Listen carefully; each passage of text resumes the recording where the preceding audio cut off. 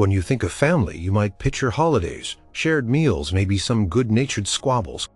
But for the Habsburgs, Europe's most powerful royal dynasty, family often meant something far more chilling. It meant betrayal, suspicion, power grabs, and sometimes even death. For centuries, this family, whose sheer influence stretched from the scorching plains of Spain to the frozen forests of Bohemia, engaged in bitter feuds that ripped through their own bloodlines, threatening to shatter the very foundations of their vast empire. These weren't petty arguments over who got the last slice of cake.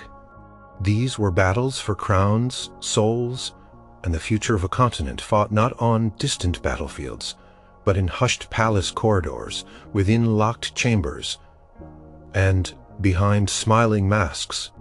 Get ready to dive into 5 of the most explosive family showdowns that nearly brought the mighty Habsburgs crashing down.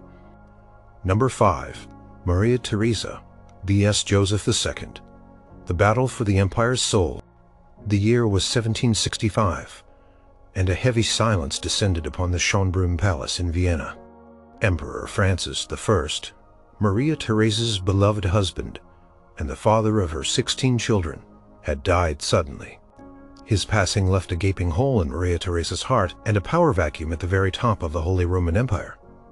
Her eldest son, Joseph, now 19 years old, was already elected King of the Romans, the traditional step towards becoming Holy Roman Emperor. Upon his father's death, Joseph immediately ascended to the imperial throne as Joseph II. This seemingly smooth transition masked a brewing storm, a clash of wills and ideologies between a strong-willed, experienced mother and her impatient, idealistic son. This wasn't a feud of open warfare or direct physical threats, but a slow, burning, relentless struggle for the very direction of the vast Habsburg dominions, a quiet battle that threatened to pull the empire apart, with contradictory reforms and an unspoken rivalry. Maria Theresa, a woman who had fought tooth and nail to secure her inheritance in the War of the Austrian Succession, believed in gradual change. She was a devout Catholic, deeply traditional, and utterly pragmatic. She had spent decades rebuilding her shattered lands, streamlining the administration, improving the military, and nurturing the loyalty of her diverse peoples. She understood the delicate balance required to hold together an empire, spanning so many different cultures and languages. Joseph, on the other hand, was a child of the Enlightenment. He devoured books on philosophy, science, and political economy.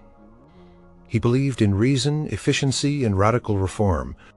He saw his mother's empire as an outdated patchwork of feudal traditions and religious superstitions, ripe for a swift, decisive overhaul. He wanted to centralize power, abolish serfdom, grant religious tolerance, and bring the church under state control. He wanted to do it all. And he wanted to do it yesterday. From the moment Joseph became co-regent and emperor, the palace became a stage for their daily struggle.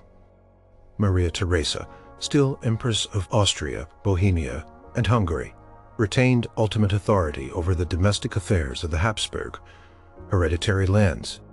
Joseph was Emperor of the Holy Roman Empire, a largely ceremonial but prestigious title, and importantly, he was co-regent in the Habsburg lands. This dual authority was a recipe for conflict. Joseph, brimming with ideas, would issue decrees only for his mother to countermand them or subtly undermine them. She famously established a secret cabinet, a group of trusted advisors who reported directly to her, often keeping Joseph in the dark about crucial state matters. This deeply frustrated Joseph, who felt sidelined and powerless. Despite his grand title, one major point of contention was the role of the church. Maria Theresa, fiercely Catholic, saw the church as a pillar of society and her rule. While she had introduced some reforms such as taxing church property, she would never contemplate weakening its spiritual authority. Joseph, however, saw the church's vast wealth, land holdings, and independent power as an obstacle to his centralized rational state. He wanted to dissolve monasteries, reduce the number of holidays, and even control the education of priests. Maria Theresa fought him on every single one of these proposals. She wrote him long, often emotionally charged letters, pleading with him to respect tradition and faith. "You will plunge the state into a revolution," she reportedly warned him during one particularly heated discussion about church reforms. Her resistance meant that many of Joseph's most radical ideas, especially concerning the church, remained largely unimplemented during her lifetime, causing him immense resentment. Their differences extended to foreign policy. Joseph was an expansionist, eager to assert Habsburg power on the European stage. He initiated the first partition of Poland in 1772, a move that gained the Habsburg monarchy, the rich province of Galicia. While Maria Theresa ultimately agreed to it, she expressed deep moral reservations, calling it a robbery and a sad example for posterity. She found the act distasteful and contrary to the principles of international law, viewing it as a dangerous precedent. Joseph, on the other hand, saw it as a pragmatic gain for the empire, a necessary act of realpolitik. Their most dramatic clash came during the War of the Bavarian Succession in 1778. Joseph, without fully consulting his mother, pushed for the annexation of Bavaria, following the death of its childless elector. Prussia, led by Frederick the Great, immediately opposed this, leading to a tense standoff and a bloodless war known as the Potato War. Maria Theresa was horrified by the prospect of another major European conflict, especially one that could drain the empire's resources and endanger the peace she had worked so hard to establish. She secretly opened negotiations with Frederick the Great, much to Joseph's fury, leading to the Treaty of Teschen, which granted only a small portion of Bavaria to Austria. Joseph felt his authority undermined, his ambition thwarted by his own mother. He saw her as weak and overly cautious, while she viewed him as reckless and impulsive. Joseph's travels were another source of friction. He loved to travel incognito, observing conditions in his empire firsthand, often issuing direct orders to local officials without going through the proper channels or informing his mother. He would visit hospitals, factories, and farms, speaking with ordinary people. While this endeared him to some, it often disrupted the established protocols and infuriated his mother, who saw it as undermining the authority of her long-serving administration and bypassing the very structures she had so carefully built. These trips, though aimed at understanding his realm, often felt like an implicit criticism of his mother's governance. The tension between them was palpable at court. Courtiers and officials often found themselves caught in an awkward position, unsure whether to follow the empress's established procedures or the emperor's radical new directives. The daily life at Schönbrunn was marked by their often strained interactions, polite but firm disagreements over dinner, and endless debates in council meetings. Joseph's sarcastic wit often clashed with Maria Theresa's more traditional piety and emotional appeals. He would famously complain about being kept in a state of tutelage, eager to implement his grand designs but unable to break free from his mother's pervasive. Maria Theresa, for her part, worried constantly about Joseph's health, his lack of heirs. He had been twice widowed with no surviving children, and his often cold, uncompromising nature. She frequently wrote to her daughters, particularly Marie Antoinette, in France, lamenting Joseph's obstinacy and his tyrannical tendencies. She saw her role as not just a ruler, but a protector of her family's legacy and the soul of her empire, which she felt was threatened by Joseph's extreme rationalism. She famously said of Joseph, "He is a man of excellent qualities, but he has an iron character and is often hard-hearted." The feud never erupted into open rebellion or warfare, but its consequences were profound. The empire was governed by two different, often contradictory visions. Reforms were either stalled, implemented piecemeal, or later reversed. Joseph, upon his mother's death in 1780, finally had absolute power. He then launched into a flurry of radical reforms, often known as Josephinist reforms, with a speed and intensity that bewildered and alienated many of his subjects. He dissolved hundreds of monasteries, introduced a patent of toleration for Protestants and Orthodox Christians, abolished serfdom, and attempted to overhaul the entire legal and educational system. While some of these reforms were visionary and ultimately beneficial, their rapid and often insensitive implementation led to widespread unrest, especially in Belgium and Hungary, regions that prized their traditional liberties. Many of his projects, lacking the groundwork and consensus building that Maria Theresa might have insisted upon, ultimately failed or were reversed by his successor, his brother, Leopold II. The constant internal struggle between Maria Theresa and Joseph II during their often lacked a consistent, unified direction, experiencing instead a tug-of-war between preservation and radical change, a dynamic that profoundly shaped its future trajectory and revealed how even the strongest from future trajectory. Number 4. Rudolf II vs. his brothers. The quarrel of the brothers that lit a fire. The Prague castle, perched majestically above the Vltava River, was more than just a royal residence in the late 16th and early 17th centuries. Under Emperor Rudolf II, it became a strange, almost magical hub of the Holy Roman Empire, a place where astronomers gazed at stars, alchemists toiled over bubbling retorts, and artists created wonder. But beneath this veneer of intellectual brilliance and eccentric fascination, a dangerous internal rot festered within the Habsburg family, a slow decay that would ultimately lead to a devastating power struggle of 30 years. This was the Quarrel of the Brothers, a deeply personal and political feud that pitted Emperor Rudolf II against his younger siblings, particularly Archduke Matthias, over power, succession, and the very future of the multi-confessional empire. Rudolf II, who became emperor in 1576, was a complex, melancholic, and deeply private man. Educated in the strict Catholic court of his uncle Philip II in Spain, he returned to Vienna, and then later moved his court permanently to Prague. He developed a profound interest in science, art, and the occult.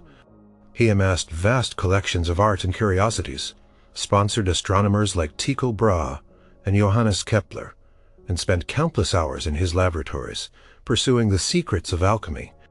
While his patronage of the arts and sciences made Prague a vibrant cultural center, his reclusiveness, his deep-seated indecision, and his growing bouts of mental instability merited. Petitions went unanswered for months, even years. Crucial decisions were postponed indefinitely. The empire, already simmering with religious tensions between Catholics and Protestants, drifted without firm guidance. From its spiritual and temporal leader, his younger brothers, particularly Archduke Matthias, grew increasingly alarmed. Matthias, a practical and ambitious man, was frustrated by Rudolf's inability to govern. He saw the empire weakening, the Protestants growing bolder, and the family's prestige waning.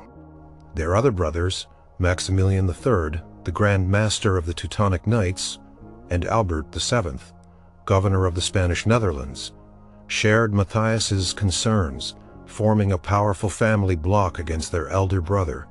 The core of the conflict was simple. Rudolf had no legitimate children and showed no inclination to marry, meaning the succession was uncertain. More immediately, his neglect of duties left the empire vulnerable. The first open confrontation came in 1606. Frustrated by Rudolf's procrastination in dealing with the Ottoman threat, a key concern for the Habsburg lands in Hungary, Matthias and his brothers met, in secret and effectively declared Matthias. This was a profound humiliation for Rudolf. They presented him with an ultimatum. Either he actively governed, or they would take matters into their own hands. Rudolf, in a rare moment of decisiveness, reacted with fury. Accusing Matthias of treason and usurpation, he refused to acknowledge their decision and retreated further into his private world. Within Prague Castle, Matthias, with the support of his brothers, began to act. In 1606, without Rudolf's approval, Matthias concluded a peace treaty with the Ottoman Empire. the Treaty of Zizit-Fatoruk, ending a long and costly war. This further demonstrated Rudolph's diminishing authority. Then, in 1608, Matthias raised an army and marched on Bohemia, Rudolph's personal domain and the heart of his power. This was an astonishing act. A brother marching an army against the Holy Roman Emperor.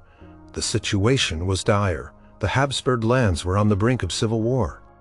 Rudolph, isolated and without a strong military force of his own, was forced to negotiate. The result was the Treaty of Leoben, signed in 1608. Under its terms, Rudolph ceded control of Hungary, Moravia, and Upper and Lower Austria to Matthias. He was allowed to retain Bohemia, Silesia, and his imperial title. But his practical authority was severely curtailed. It was a massive victory for Matthias and a crushing defeat for Rudolph, who felt utterly betrayed by his own kin. However, the peace was fragile. Rudolph, despite his diminished power, still held the Bohemian crown and the imperial title. He deeply resented Matthias and sought ways to regain his lost influence. He attempted to play the different religious factions against each other. In Bohemia, where the Protestant nobility was strong, Rudolph, in a desperate bid to shore up his support, issued the Letter of Majesty in 1609. This document granted unprecedented religious freedom to the Bohemian Protestants, allowing them to build churches and maintain their own schools. This was a direct contradiction to the traditional Habsburg policy of promoting Catholicism, and it alarmed Matthias and the Catholic powers. Matthias and his brothers saw Rudolph's move as a dangerous gambit further destabilizing the empire. They feared it would empower the Protestants and undermine their own authority. The feud escalated again. Rudolph, still clinging to power, tried one last desperate move. In 1611, he called upon his cousin, Archduke Leopold, the fifth Bishop of Passau, to lead an army into Bohemia to crush the Protestant estates and restore his authority. The Passau troops arrived in Prague, causing chaos and alienating even Rudolph's remaining Catholic supporters who feared their plundering. This final act of desperation was Rudolph's undoing. The Bohemian estates, furious at Rudolph's betrayal of the Letter of Majesty and the presence of foreign troops, turned decisively against him. They invited Matthias to Prague. With popular support and the backing of his brothers, Matthias arrived and forced Rudolph to abdicate the Bohemian throne in his favor. It was a humiliating spectacle. Rudolph was effectively imprisoned within Prague Castle. Stripped of all real power, a lonely and isolated figure, watching his brother take his place. Rudolph II died less than a year later, in January 1612, a broken man. Matthias was then elected Holy Roman Emperor. While Matthias had seemingly won the quarrel of the brothers, the deep divisions and resentments fostered by their feud had profoundly weakened the Habsburg Empire. Rudolph's indecisiveness and his dramatic concessions to the Protestants in Bohemia, followed by his desperate attempts to reverse them, left a legacy of mistrust and religious polarization. The Bohemian estates, having tasted religious freedom under the Letter of Majesty, would fiercely resist any attempts to revoke it. Matthias, now emperor, inherited an empire on the brink. The seeds of discord, sown by Rudolph's neglect and his brother's ambitious interventions, had taken root. The unresolved religious and political tensions in Bohemia, directly exacerbated by the quarrel of the brothers, would explode just 6 years later with the defenestration of Prague, sparking the Bohemian Revolt and igniting the ravaged Central Europe and igniting the horrific 30 Years' War, a conflict that ravaged Central Europe at the top, could truly tear an empire apart. Number 3. Philip II vs. Don Carlos, the Prince in the Tower. The Spanish court in the mid-16th century was a place of dark shadows and hushed whispers ruled by King Philip II, a man known as the Prudent, whose every decision was weighed with painstaking care. But even this meticulous monarch could not escape the tumultuous and ultimately tragic conflict that brewed within his own family, the bitter feud with his only legitimate son and heir, Don Carlos. This wasn't a dispute over land or policy, but a deeply personal, Psychological drama, born of a father's rigid expectations, a son's erratic behavior, and the terrifying specter of madness that hung over both their lives. This father-son showdown became a scandal that rocked Europe and nearly shattered the meticulously constructed image of Spanish Habsburg power. Don Carlos was born in 1545, a much anticipated heir to the vast Spanish Empire, but his birth was difficult, and his mother, Philip's first wife, Maria Manuela of Portugal, died shortly after. From an early age, it was clear Don Carlos. He was small, frail, and suffered from physical deformities, including a hunched back and uneven legs. More concerning, however, was his unpredictable temper and increasingly unstable mental state. As he grew, his behavior became alarmingly erratic. He was prone to violent outbursts, fits of rage, and bizarre actions. He would torture animals, assault servants, and even threaten members of the court. Rumors swirled that his strange behavior was a result of the extensive inbreeding within the Habsburg family, a genetic burden passed down through generations. Philip II, a reserved and deeply serious man, struggled to connect with his troubled son. He saw Carlos as a disappointment, incapable of handling the immense responsibilities of the Spanish throne. Philip valued self-control, piety, and diligent administration. Carlos embodied none of these. Their relationship was strained from the beginning, marked by a profound lack of understanding and growing mistrust. Philip tried to educate his son, placing him under the tutelage of respected scholars, but Carlos showed little interest in his studies. The tenors escalated as Carlos reached adulthood. He was desperate for a role, for recognition, for power. He yearned to be sent to Flanders to quell the ongoing revolt in the Netherlands, a conflict that deeply troubled Philip. Carlos saw it as a chance to prove his worth, to lead an army and gain glory. Philip, however, knew his son's unstable nature and feared he would only exacerbate the rebellion, perhaps even betray the Spanish cause. He refused to give Carlos any military or political authority, fueling the prince's resentment. "My son is too wild, too independent," Philip reportedly remarked to his advisors, unable to trust Carlos with such a crucial mission. Carlos, feeling increasingly more demoralized and controlled, grew defiant.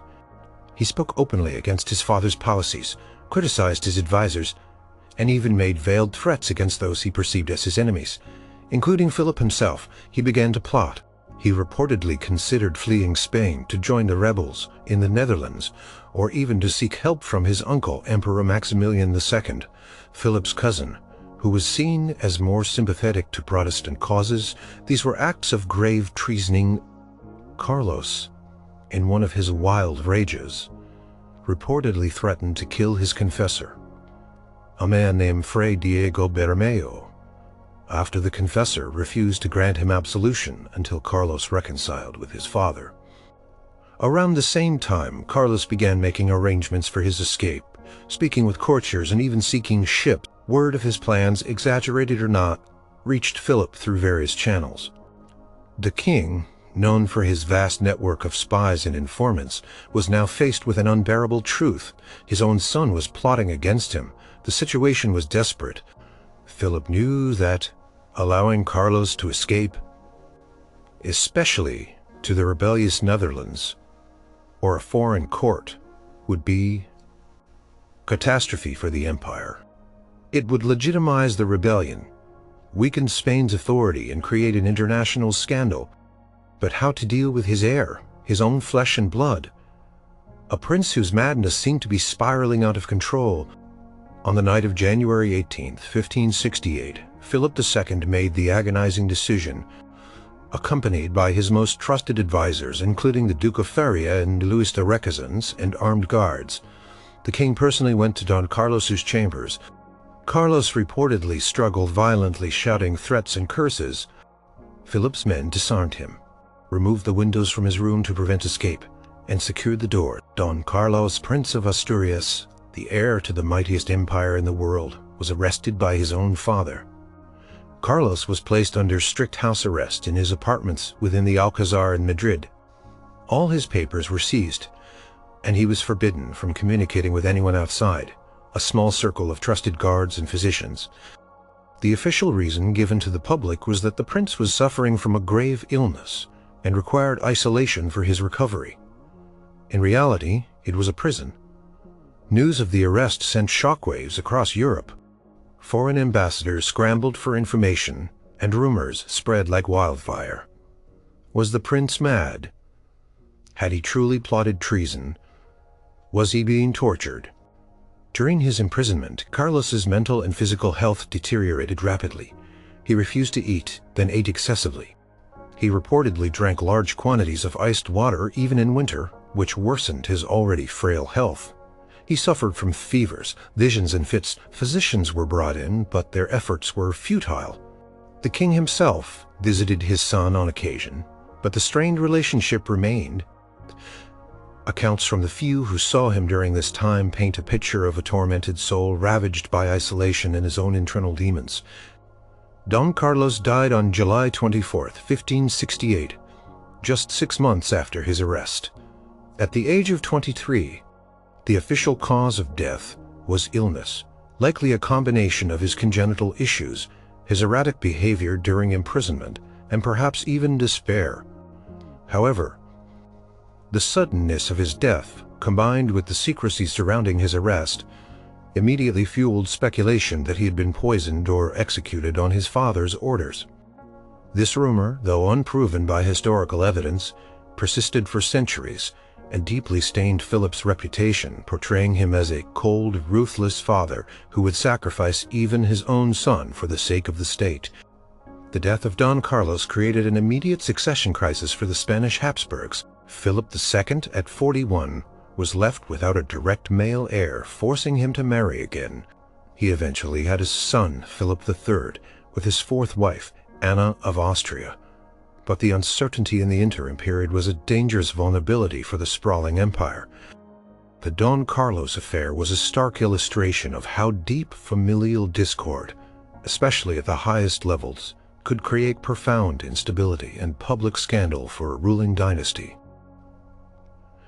It showed a father torn between paternal duty and the perceived needs of his empire, making an agonizing choice that forever cast a shadow over his reign, leaving a legacy of mystery and tragedy that haunted the Spanish Habsburgs for generations. The Prince in the Tower became a stark symbol of the immense, often brutal, cost of absolute power within the family that held it. Number 2. Charles V vs. Ferdinand I, the divided empire. The year 1556 marked a turning point for the mighty Habsburg dynasty, but not with a triumphant flourish. Instead, it was with a series of quiet, almost somber abdications that Emperor Charles V, ruler of an empire so vast that it was said the sun never set on his dominions, chose to lay down his crowns. It was the culmination of a lifelong, often unspoken but deeply significant feud between two brothers, Charles V and his younger sibling, Ferdinand I. A feud that ultimately resulted in the permanent division of the Habsburg Empire into two distinct branches, the Spanish Habsburgs and the Austrian Habsburgs. This wasn't a battle fought with swords, but with influence, negotiation, and an underlying tension about who would truly lead the family and control its immense Nefani. Charles V was born in 1500, the eldest son of Philip the Handsome and Juana the Mad. He inherited a staggering array of territories, the Burgundian Netherlands from his father, Spain and its American colonies from his mother, and Central Europe from his paternal grandfather, Emperor Maximilian I. Finally, in 1519, he was elected Holy Roman Emperor, making him the most powerful monarch in Europe. He was a man of immense ambition, deeply devout, and burdened by the immense responsibility of his sprawling inheritance. Ferdinand, born just 3 years after Charles, was initially destined for a more modest role. He was raised in Spain, while Charles was raised in the Netherlands. This geographical separation, at an early age, already created a divergence in their experiences and loyalties. When Charles inherited the Spanish throne, Ferdinand was sent to rule the Austrian lands, a move that pleased the Austrian nobility, who preferred a local ruler to a foreign one. Ferdinand, unlike Charles, was a German speaker, more attuned to the politics of the Holy Roman Empire, and more flexible in his religious views, a necessary trait in an empire torn by the Protestant Reformation. From the beginning, there was a quiet tension over their respective roles. Charles saw himself as the head of the family, the universal emperor destined to unite Christendom against the Ottoman Turks and the Protestant tide. He viewed the Austrian lands as merely a part of his larger imperial strategy, a base from which to project power into Central Europe. Ferdinand, however, quickly established himself as a capable and respected ruler in Austria. He defended the eastern frontiers against the Ottomans and navigated the complex religious landscape of the Holy Roman Empire with far more skill and diplomacy. And his brother. The first major point of contention arose in 1521. Charles, overwhelmed by the sheer size and complexity of his various realms, decided to formally cede the Austrian hereditary lands to Ferdinand. This was a pragmatic decision, allowing Charles to focus on Spain, the Netherlands, and the imperial crown, while Ferdinand could manage the challenges of the eastern frontier and the German states. However, this act, known as the Partition of Worms, though it was an informal agreement made during the Diet of Worms, solidified Ferdinand's independent power base. It made him a sovereign ruler in his own right, not merely Charles's governor. While Charles probably viewed this as a temporary delegation of power, Ferdinand saw it as his rightful domain. The question of who would succeed Charles as Holy Roman Emperor was another source of friction. Charles, despite his vast responsibilities, still harbored dreams of passing the imperial crown to his own son, Philip II, of Spain. However, Ferdinand had been steadily building his influence within the Holy Roman Empire. He had been elected King of the Romans in 1531, a title traditionally held by the designated successor to the emperor. This was a crucial step, implicitly recognizing him as the heir to the imperial throne. Charles reluctantly agreed to this, but he never fully abandoned the idea of eventually transferring the imperial crown to his son Philip. This led to years of quiet maneuvering and lobbying behind the scenes.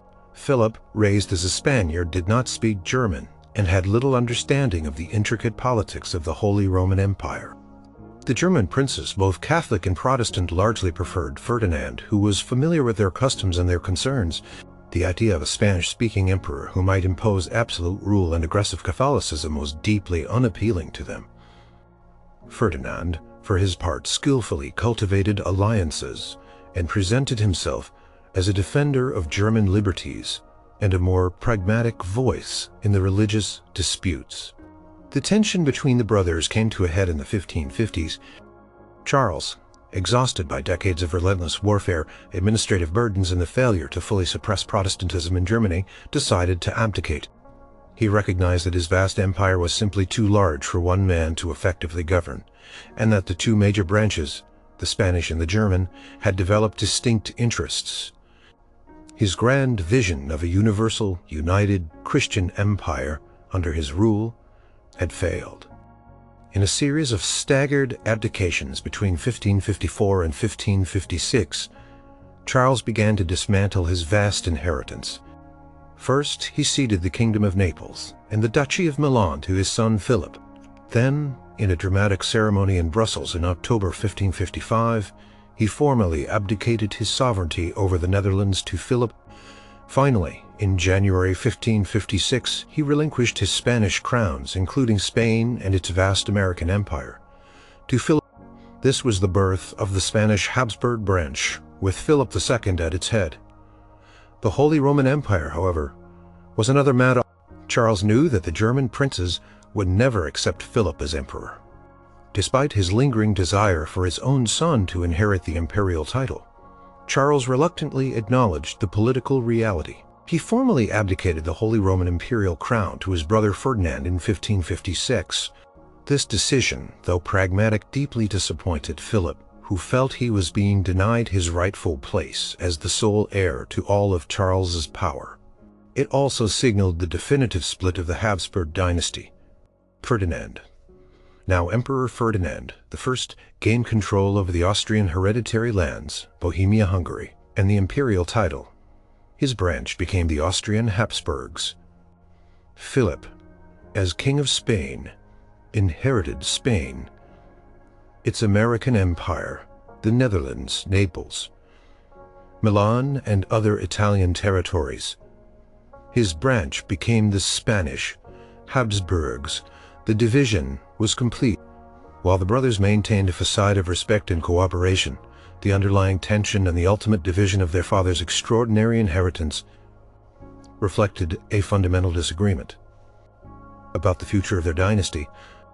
Charles, burdened by his grand but ultimately unsustainable vision, had to concede to Ferdinand's more grounded understanding of Central European politics and the realities of a fractured empire. The division had enormous consequences. It ensured the Habsburgs remained a dominant force in Europe for centuries, but as two distinct powers often pursuing separate and sometimes even conflicting interests. It meant that the family, though still united by blood, no longer spoke with one voice, a consequence of the quiet, persistent feud that reshaped the map of Europe and set the stage for independent yet interconnected destinies for the two great Habsburg branches. The empire wasn't torn apart by immediate violence, but by a planned, strategic separation born of internal power, dynamics, and the overwhelming burden of a world-spanning dominion. Number 1. Maximilian I vs. Philip the Handsome and Juana, the son who defied the father and the Mad Queen. The year 1500 was supposed to be a moment of triumph for the Habsburg dynasty. Philip, the handsome son of Emperor Maximilian I, had just fathered a male heir, the future Charles V, who would go on to inherit an empire of unprecedented scale. But behind the scenes of dynastic celebration, a bitter and often bizarre family feud raged, threatening to undermine the very foundations of the Habsburgs' burgeoning power. This was the struggle between Emperor Maximilian I, a brilliant but financially reckless visionary, and his ambitious Medic, but often disobedient, son, Philip the Handsome.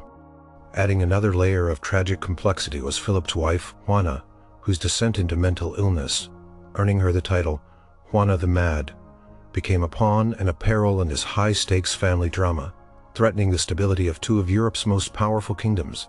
Maximilian I, known as the Last Knight, was a master of diplomacy and marriage alliances. He had secured the rich Burgundian inheritance by marrying Mary of Burgundy, and through the marriage of his son Philip to Juana, the daughter of Ferdinand and Isabella of Spain, he aimed to unite the Habsburgs with the vast wealth and power of Castile and Aragon. He envisioned a grand Habsburg empire spanning from the Netherlands to the Mediterranean, and his grandchildren were key to this vision. However, Maximilian's grand plans often clashed with his son's independent spirit and his immediate desires. Philip the Handsome. Handsome indeed was popular, charming, and deeply ambitious. He felt little reverence for his father's grand, but often impractical schemes. Philip grew up in the wealthy and sophisticated Burgundian court, where he was accustomed to luxury and a degree of independence. He resented his father's constant financial demands and his attempts to control his political decisions. Maximilian, for his part, saw Philip as a reckless spendthrift and a disobedient son who threatened to squander the family's hard-won gains. The core of their feud revolved around control of the Burgundian Netherlands, and more critically, the succession to the Spanish thrones. When Juana's elder siblings died, she suddenly became the heiress to Castile and Aragon. This put Philip in an incredibly powerful position. As Juana's husband, he was now co-ruler of Spain. Maximilian saw this as a golden opportunity to fully integrate Spain into his Habsburg imperial project. But Philip had his own ideas. He wanted to rule Spain as his own kingdom, free from his father's influence. In 1502, Philip and Juana traveled to Spain to be recognized as the legitimate heirs. Philip, eager to consolidate his position, began to assert his authority. often sidelining Juana, whose mental state was already showing signs of fragility. Maximilian, thousands of miles away, grew increasingly frustrated by his son's actions. He felt Philip was neglecting Habsburg interests in favor of his own immediate power grabs. Maximilian wrote countless letters filled with advice, instructions, and thinly veiled threats, urging Philip to act in concert with him and with Spain's co-regent, Ferdinand of Aragon, Juana's father and Maximilian's rival turned ally. Philip largely ignored them. The situation became truly dire after Isabella of Castile died in 1504, leaving Juana as queen. Juana's mental instability, marked by deep melancholia, obsessive jealousy, and prolonged periods of irrational behavior, made her unfit to rule. This created a power vacuum in Castile. Philip immediately moved to claim the regency for himself, trying to exclude his father-in-law Ferdinand of Aragon. This was a direct challenge to Ferdinand, but also to Maximilian, who believed that the Habsburgs should present a united front, and that he, as emperor, should guide the family's strategy. Maximilian and Ferdinand of Aragon, despite their past rivalries, now found common ground in their distrust of Philip. They formed an alliance against him, the Treaty of Blois, in 1505, agreeing to jointly intervene in Castile to secure Juana's position and prevent Philip from completely seizing power. This was an astonishing moment, the emperor forming an alliance with a foreign king against his own son and heir. This family feud had now spiraled into an international diplomatic crisis, threatening to plunge Europe into conflict over the vast Spanish inheritance. Philip, arrogant and confident in his popularity among the Castilian nobility, sailed to Spain in 1506 with Juana and their children. His arrival deepened the chaos. Juana's condition worsened dramatically. She became increasingly reclusive, refusing to attend to state affairs, spending hours watching her husband or sitting in silence. Philip essentially imprisoned her, issuing decrees in her name while holding her virtually captive. The Castilian grandees, many of whom disliked Ferdinand of Aragon, initially welcomed Philip, but his heavy-handed rule and disregard for Juana's rights soon alienated them. Maximilian, meanwhile, was trying to raise an army to enforce his claims and bring Philip to heel. He was constantly hampered by his perpetual lack of funds, a running theme throughout his reign. Despite his grand rhetoric, he struggled to translate his plans into action. The empire watched with bated breath as the two Habsburg men, father and son, vied for control over a kingdom with a mentally incapacitated queen. Then suddenly the feud took a dramatic and unexpected turn. In September 1506, Philip the Handsome died suddenly in Burgos, Spain, at the age of 28. Likely from typhoid fever, his unexpected death left a gaping hole in the Habsburg succession plan and sent shockwaves through the family. Juana, devastated and further unhinged by grief, refused to allow her husband's coffin to be buried for months, traveling with his embalmed body across Castile, believing he would miraculously revive. This macabre procession solidified her image as Juana the Mad and underscored the instability at the heart of the Spanish throne. Philip's death left Maximilian in a precarious position. His son, the only one who could have carried the Habsburg name to the Spanish throne directly, was gone. The only remaining path was through his young grandson, Charles, who was still a child. This meant a long period of regency in Spain, and the control of Castile once again fell to Ferdinand of Aragon, Juana's father, who would rule as regent for his mentally ill daughter and his young grandson. This was a major setback for Maximilian's immediate dynastic ambitions. The feud between Maximilian and Philip, though cut short by Philip's untimely death, had profound consequences. It showed the inherent instability of a vast geographically dispersed empire managed by a single dynasty where even familial bonds could not overcome personal ambition and differing visions. It highlighted the challenges of succession when a key player, Juana, was incapacitated. Maximilian ultimately had to rely on the inheritance passed to his grandson, Charles V, but the years of conflict with Philip and the chaotic period surrounding Juana's madness left the Spanish kingdom vulnerable and contributed to its internal divisions. The Habsburg Empire, despite its immense potential, had been nearly torn apart by a father-son rivalry, threatened to unravel the carefully constructed web of alliances and power that Maximilian had worked so hard to weave.